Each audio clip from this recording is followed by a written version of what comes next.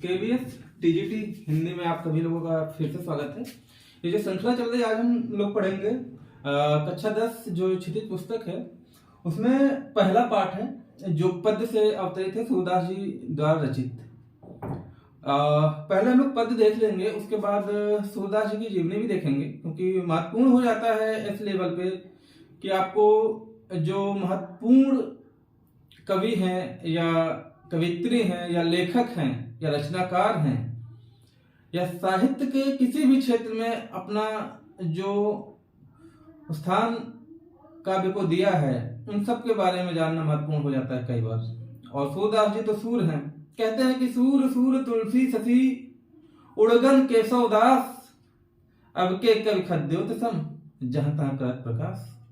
ये लाइनें महात्मा कहते हैं, अगर महात्मा सूरदास जी के बारे में लिखी गई हैं। फिर से एक बार सुन लीजिए, और जिसको अर्थ पता हो तो कमेंट के माध्यम से बताइएगा, नहीं तो मैं बता दूंगा। सूर सूर तुलसी ससी उड़गन केशव दास, अब के कवि खद्योत्सम जहां तहां करत प्रकाश। चलिए आते हैं। तो जो व्यूअर्स हैं और पहली बार मेरे वीडियो को देख रहे हैं तो सब्सक्राइब करके लाइक कर देंगे और ज्यादा से ज्यादा शेयर कर देंगे कि आप लोगों के जो मित्र हैं, जो भी इस परीक्षा से केवीएस के संबंधित टीजीटी हिंदी स्पेशल जो है वो आपको समय से पहले मैं देने की कोशिश करूंगा। मैंने 15 फरवरी डेट फिक्स की है और चाहूंगा कि 15 फरवरी तक सारे वीडियोस दे दिए जाएं, चाहे मुझे उसके लिए एक दिन में 2, 3, 4 या 5 वीडियो ही क्यों ना अपलोड करने पड़े, मैं करूंगा। बस मैं ये चाहता हूं जिस तरीके से मैं अपना 100% दे रहा हूं, आप भी 100% दीजिएगा, बस आशा आपसे यही। चलिए आते हैं पद पे। सूरदास जी के बारे में जीवनी बाद में देखेंगे। ये पद हैं और मैंने कई बार पद पढ़ाया है और कई बार जब भी काव्य खंड पे मैं आता हूं तो एक बार मैं जरूर बोलता हूं कि हर चीज को पढ़ने की एक विधा होती है। कहानी है, एकांकी है, पद्य है, गद्य है, हर चीज की एक विधा होती है। अगर उस विधा को उस तरीके से ही पढ़ा जाए तो उसमें पढ़ने का जो रस होता है वो अलौकिक होता है।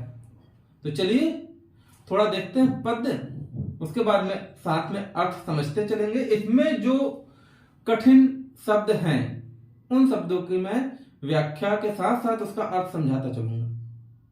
दोबारा आपको पढ़ने की कोई जरूरत नहीं होगी अगर आपने एक बार वीडियो पूरा ध्यान से देख लिया। दूसरी सबसे बड़ी बात, मैं हर पद के लिए, जैसे ये पद हो गया एक, इसके बाद जो दूसरा आएगा उसके लिए मैं दूसरी वीडियो रिलीज करूंगा, क्योंकि होता अक्सर ये है कि जैसे ही लोग देखते हैं 40 मिनट की वीडियो, 50 मिनट की वीडियो है तो बस देखा, इंट्रो देखा और छूट जाती है। जनरली मैं भी यही करता हूँ, अगर कुछ बड़ी वीडियो होती है तो स्किप ही कर जाता हूँ कि कहीं छोटा सा जल्दी मिल जाए। तो मैं छोटी छोटी वीडियो बना के आपको दूंगा और बहुत ही कम समय में आप सिलेबस कंप्लीट कर पाएंगे। तो चलिए, बाकी आपकी मर्जी। सब्सक्राइब कर दीजिएगा जो लोग पहली बार आए हैं और कमेंट करिएगा।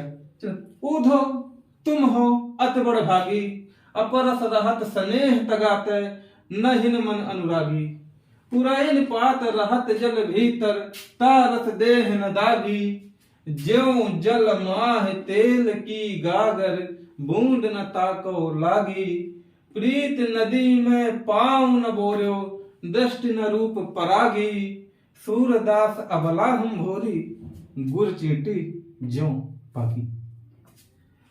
पढ़ने के बाद अगर आपके अंदर एक प्रकार का रस की उत्पत्ति नहीं होती है तो फिर काव्य पढ़ना बेकार है।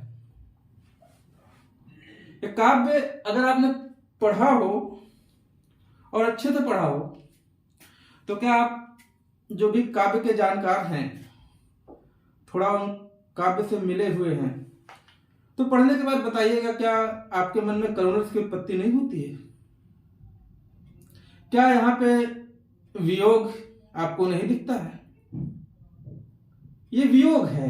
श्रृंगार रस के 2 भाव होते हैं, संयोग और वियोग, और ये वियोग से अवतरित है ये पद। वाकई में वियोग है। किस तरीके से हम पढ़ेंगे और व्याख्या करेंगे, चलिए शुरू करते हैं। ऊधो तुम हो अति बड़ भागी, अपरस रहत स्नेह तगाते, नाहिन मन अनुरागी। ऊधो समझते चलिएगा, ऊधो कहीं कहीं पर भगवान श्री कृष्ण के बड़े भाई बलराम के लिए प्रयोग किया गया है और कहीं कहीं पर उद्धव श्री कृष्ण के द्वारा भेजे गए जो दूत हैं उनके लिए प्रयोग किया गया है। यहाँ पर आप या तो उनके बड़े भाई समझ लीजिए या उनके द्वारा भेजे गए दूत समझ सकते हैं।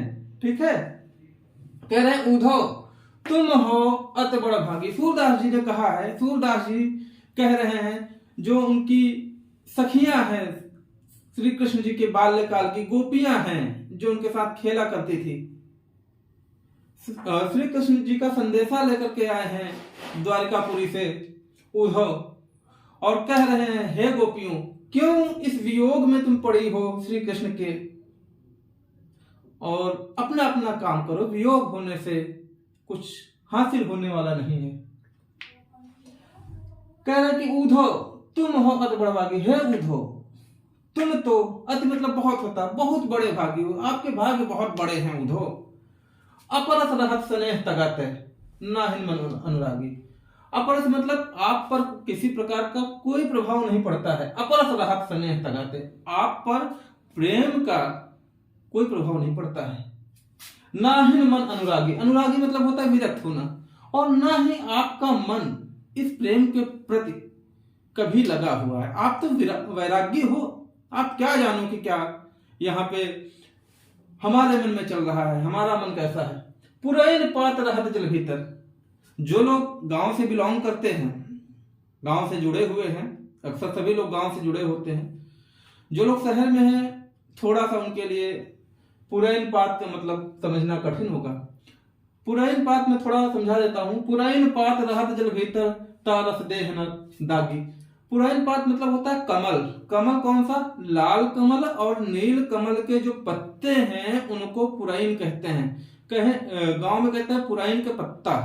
ठीक है, ये है पुरैन पात। ठीक, कमल के पत्ते, नील कमल या जो लाल कमल होता है उसको कहते हैं पुरैन के पत्ता। ठीक है, और लाल कमल को कमल गट्टा भी बोलते हैं कहीं कहीं पर। ठीक है, तो ये हमारी रीजनल लोकल लैंग्वेज में ये भाषा है। पुरैन पात रहत जल भीतर तारस देह न दागी, जब जल माह तेल की गागर बूंद न ताको लागी। पुरैन मतलब होता है कमल के पत्ते, रहत जल भीतर मतलब जल के भीतर रहते हैं, तारस मतलब उसका पानी भी, रस मतलब पानी भी, देह मतलब शरीर पर, न दागी मतलब छू नहीं जाता है।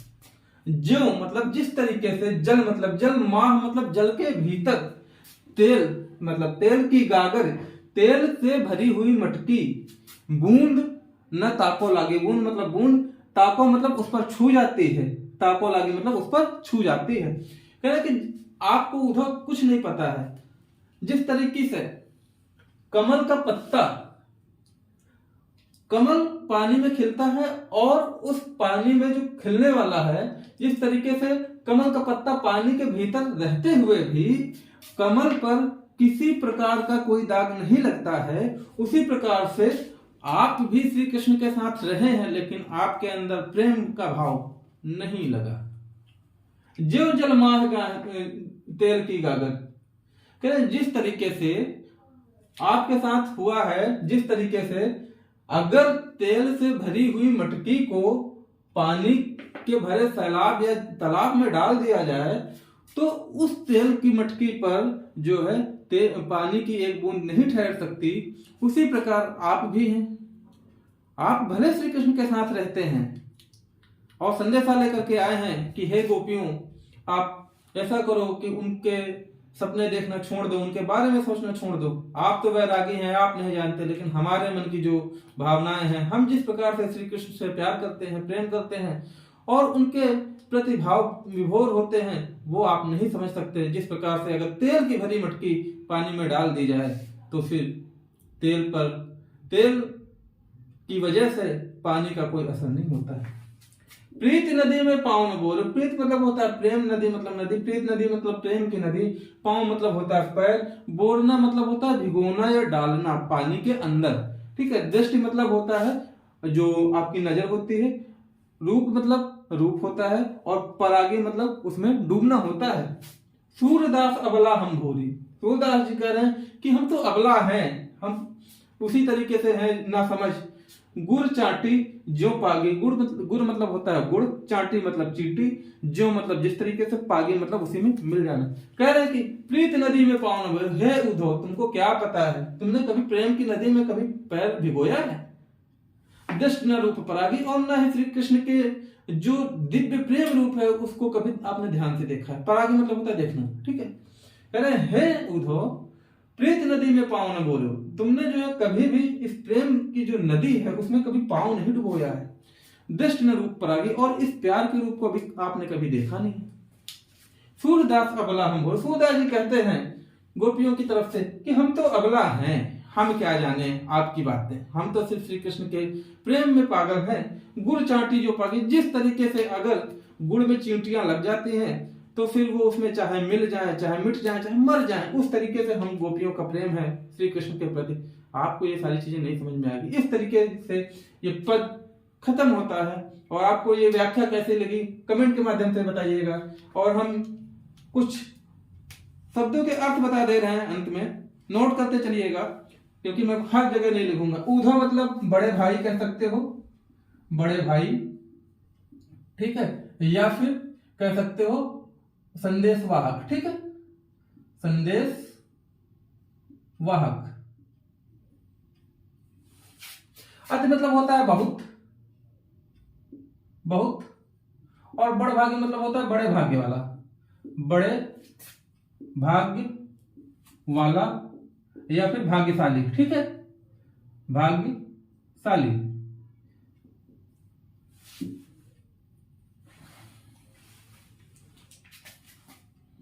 नोट करते चलिएगा साथ साथ, ठीक है। अपरस मतलब जिस प्रकार,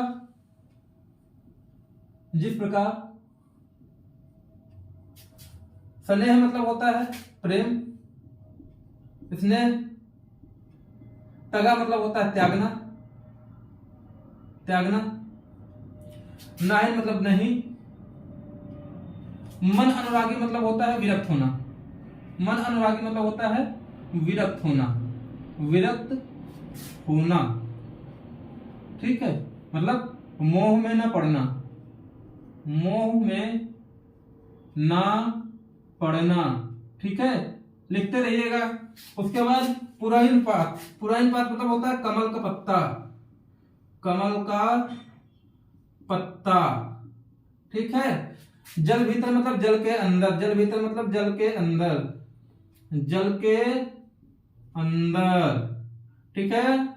आगे तारस, ता मतलब उसमें, रस मतलब उसके रस में, उसके रस में मतलब प्रेम में, ठीक है। देह मतलब होता है शरीर। दागी मतलब होता है लगना, निशान लगाना, जैसा कहते हैं दाग दिया, ठीक है। दागी मतलब होता है लगना या निशान लगाना, निशान लगाना। लिखते रहिएगा फटाफट। जो मतलब जिस तरह है, जिस तरह है। जलमाह मतलब पानी के अंदर, पानी के, पानी में या पानी के अंदर। तेल मतलब तेल होता है। गागर मतलब होता है मटका, गगरी, ठीक है। बूंद मतलब बूंद। ताको मतलब उसको, ताको मतलब होता है उसको या तुमको, यहाँ पे उद्धव को हो रहा है, ठीक है। तुमको। लागी मतलब होता है लगना, ठीक है। आगे प्रीत नदी मतलब होता है प्रेम की नदी, प्रेम की नदी, ठीक है। पांव मतलब होता है पांव या पैर। बोलना मतलब होता है डुबोना, डुबोना, ठीक है। दृष्टि मतलब होता है नजर। और परागी मतलब रूप परागी मतलब होता है रूप को देखना, रूप को देखना, ठीक है। आंखों में बसाना, लिख लो, आंखों में बसाना, आंखों में बसाना। अबला मतलब होता है अनजान, अनजान, दुखी। घोरी मतलब है होना। गुड़ मतलब होता है गुड़, ये वाला गुड़ वो वाला गुड़ नहीं, गुड़ मीठा वाला गुड़। चांटी मतलब होता है चींटी। जो मतलब होता है जिस तरीके से, जिस तरह है। पागी मतलब होता है मिलना, ठीक है, मिलना। जो महत्वपूर्ण चीजें थी वो हमने बता दिया है, सबका अर्थ है, इस तरीके से आप नोट करते चलिए। मैं हट जाता हूं थोड़ा सा।